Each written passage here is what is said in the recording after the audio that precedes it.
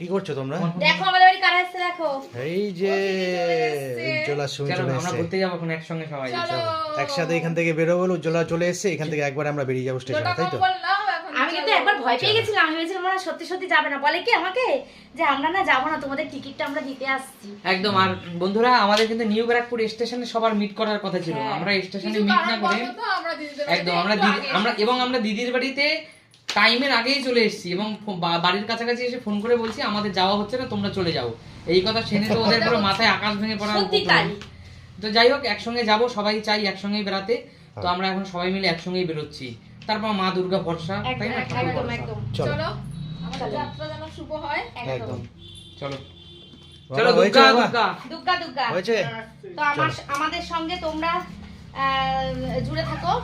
Sumi simple life plus Susmita blogger family সবাই video দিচ্ছি, video দেখতে থাকো আর লাইক করতে থাকো, কমেন্ট করতে থাকো। চলো।